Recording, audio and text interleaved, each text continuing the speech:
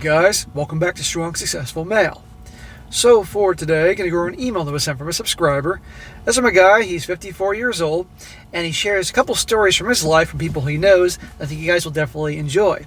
The first one is about from his buddy from decades ago who handled things like a boss when his girlfriend wanted to take a break, and let me tell you, it did not work out in her favor.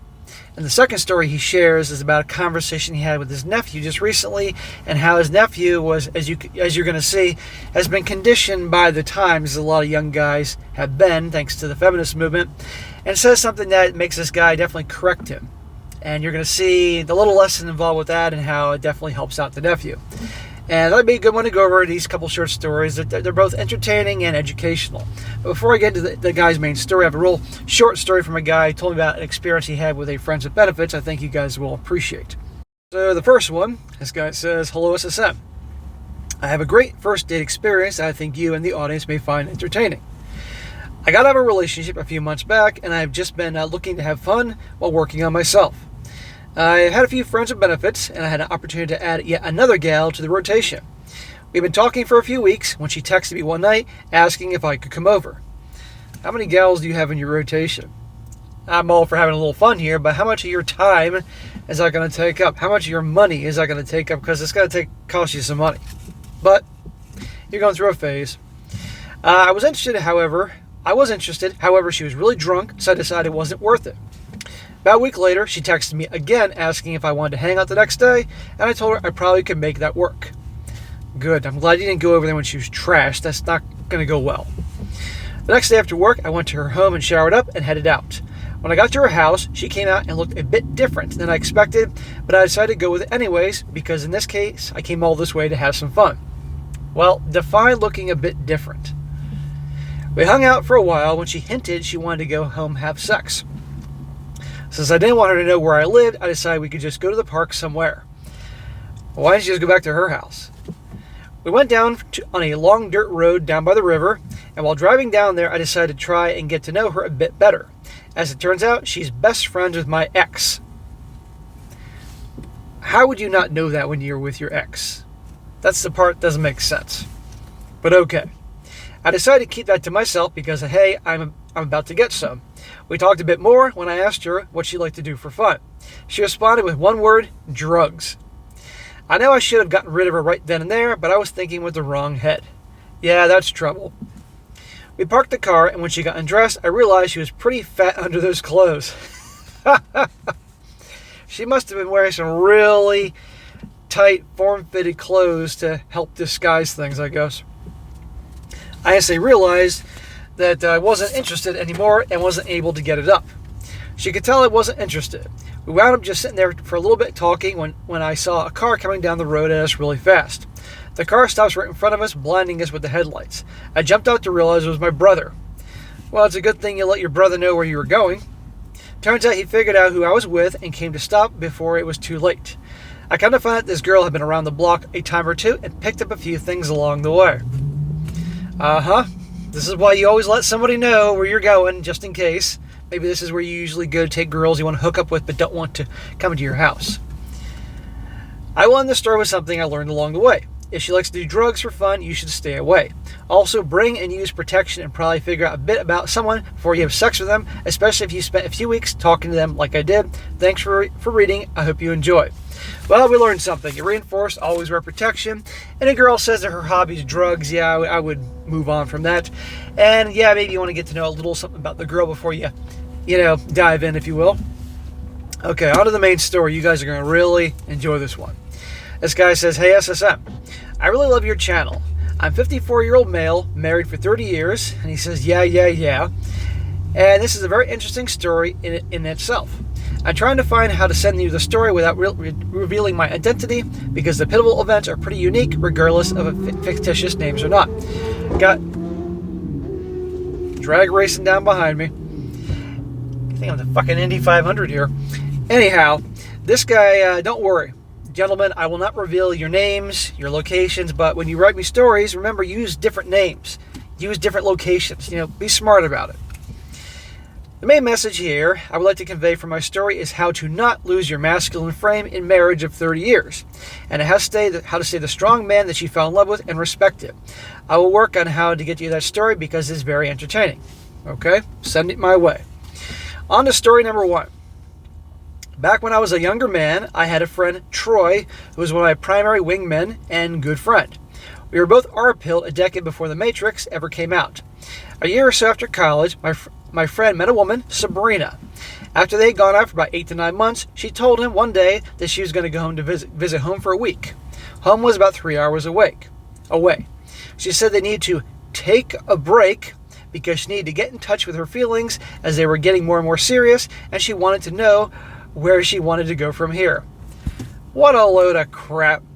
No woman ever who, in the history of mankind, who loves their guy, who values him, sees him as a prize, isn't going to do anything to screw things up that another woman can swoop in and take him. So she says she wants to take a break. Number 1, that's a breakup. Many of you have seen the show Friends. Ross Geller is agreeing with me. Taking a break is a breakup. And obviously, she's going to go have some fun. I don't want to hear about getting in touch with her feelings. What a load of crap. But watch this. My buddy said, sure, have fun. And that was that. Before you smack, listen to the rest of the story. Early in their relationship, before this new revelation, my friend went to some of his girlfriend's work gatherings. At these events, there was this hot redhead, Tracy, who used to tell his girlfriend things like, wow, you sure got lucky. How did you manage to land such a good-looking guy? She would say things to my buddy like, if you ever get tired of her, give me a call. Not very subtle. You can see where this is going. Yep, no honor amongst thieves, or in this situation, no honor amongst hoes. A day after his girlfriend left for home, he called Tracy. They spent the whole week together. To no one's surprise, when Sabrina got back in town, she called Troy telling him that she wanted to meet up and get back together. Troy made up some stuff about being too busy to meet until Thursday. They agreed to meet for dinner then. Isn't that convenient? Sabrina's back and she's ready to get back together, end the break, everything's great. Gee, what do you think Sabrina's been doing for the last week when she's been home? Now watch this. Watch the hypocrisy come out here. Watch the double standards, the bullshit, all that. At dinner, Sabrina said after some reflection that she was ready to get back together. And she was ready to be serious with Troy. Troy said that was great. Then he paused and told her that he needed to take a break from the relationship on Friday and Saturday morning. Well, she got to take a break. Sabrina looked at him and asked him to repeat what he said. He said he needs a break from their relationship tomorrow and Saturday morning. She said, no, it sounds like you plan on cheating on me. He said it wouldn't be cheating because they would be on a break, but just for 36 hours.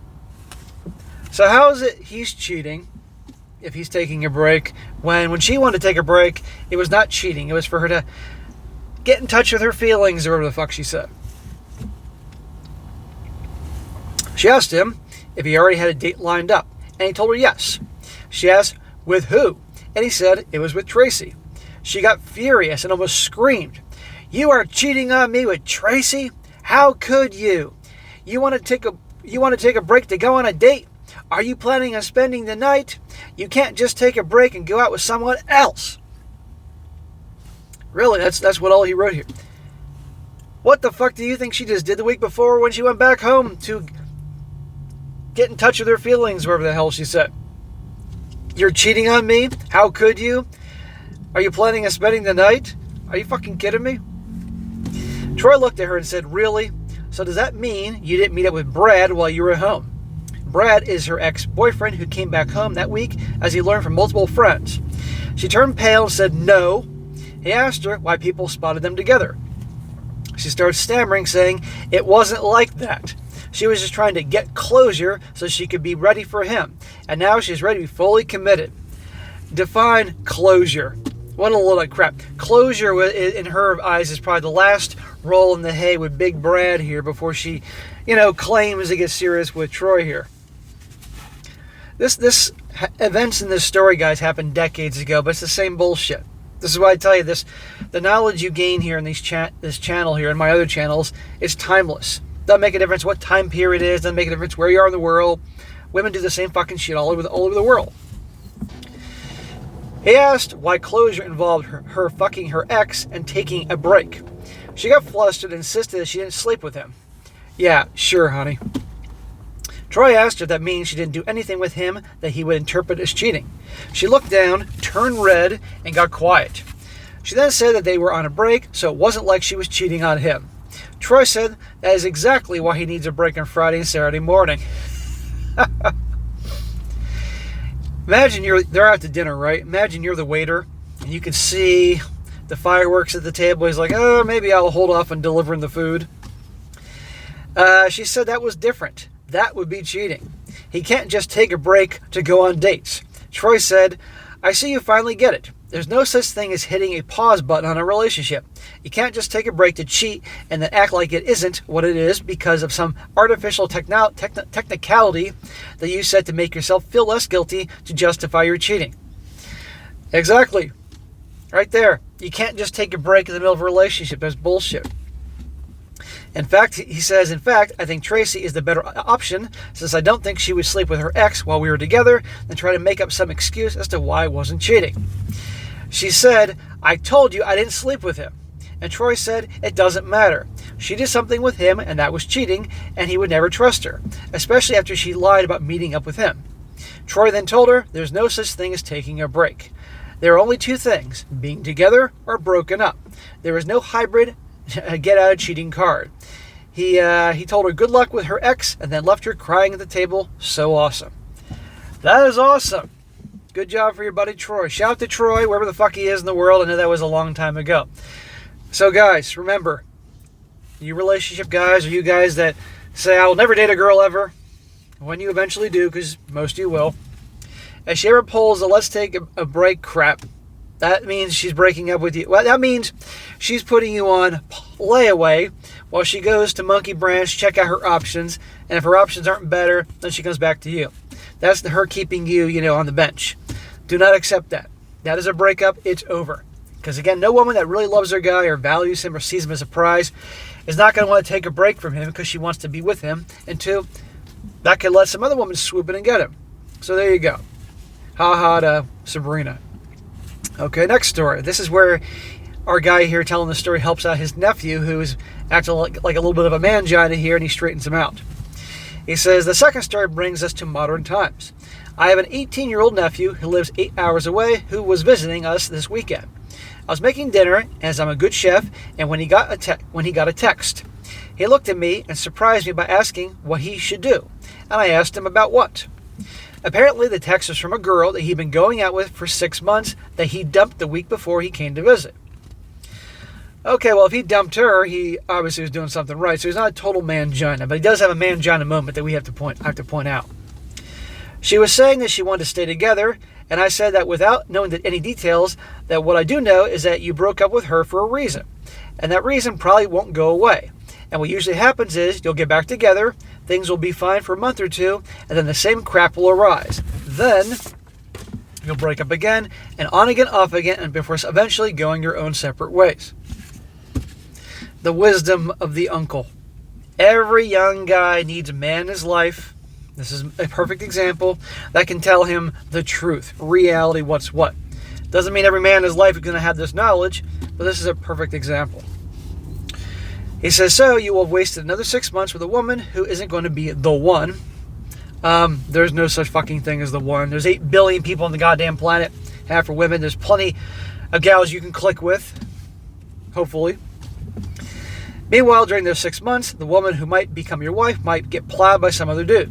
Yes, I said that.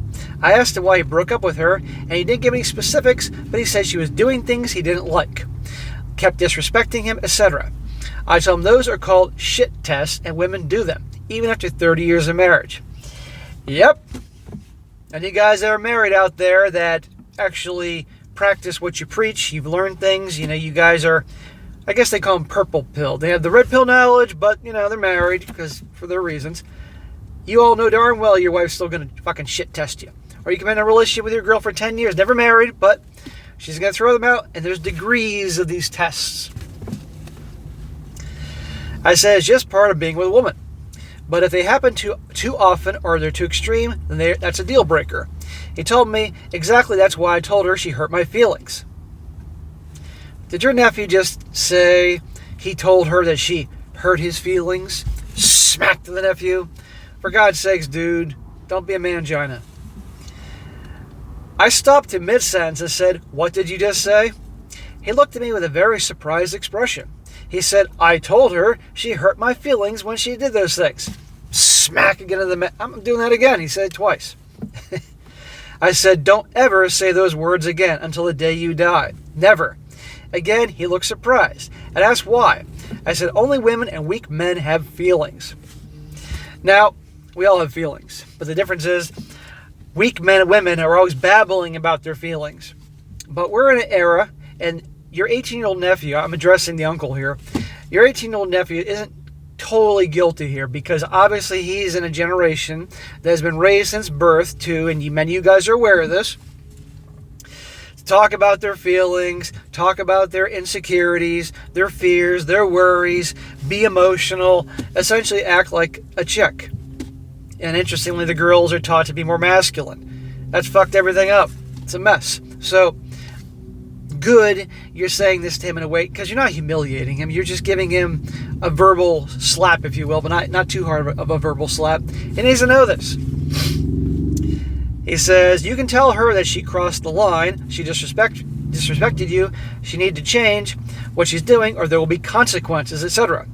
But never say hurt your feelings. Be factual and to the point." He just stared at me for what had to be about 30 seconds. Then he started nodding his head, and the light went on, and he said, yeah, you're right. Good, uncle. See, this is what every boy needs, an uncle, or a man in their life that can tell him what's what. I told him in the future, when he does these things, to expect women to call him controlling. I told him to laugh if they do. I told him women use words like controlling and insecure to try to shame men into not having boundaries, and that only weak men let these words work, allowing themselves to be in fact controlled. Tell her she can do whatever she wants, but she can't do whatever she wants without consequences. There you go.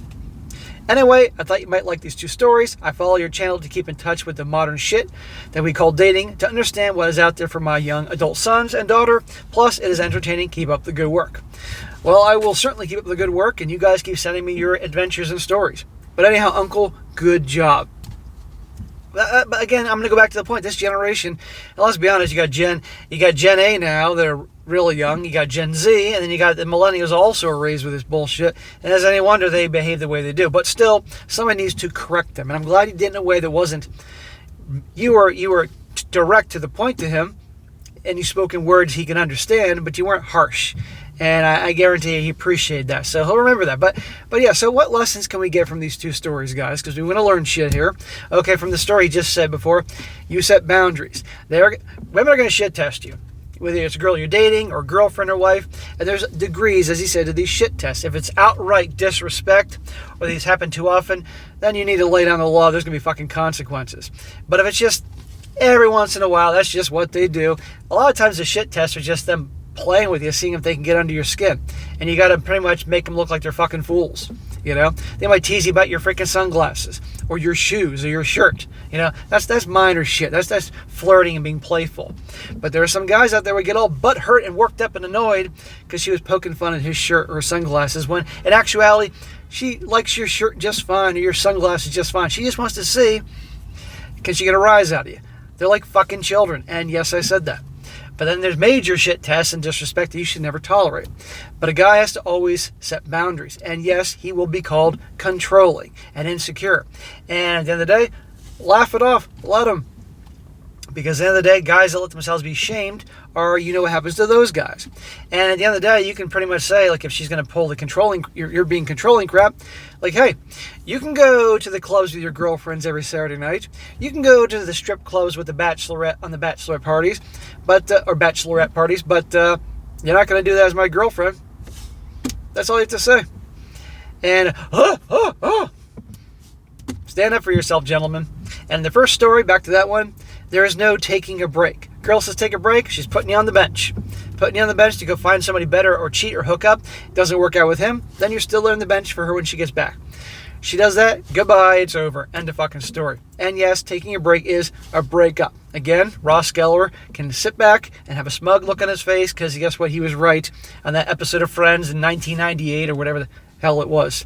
And you guys, yes, even I saw the show Friends back decades ago when it was actually the first few seasons when it was good.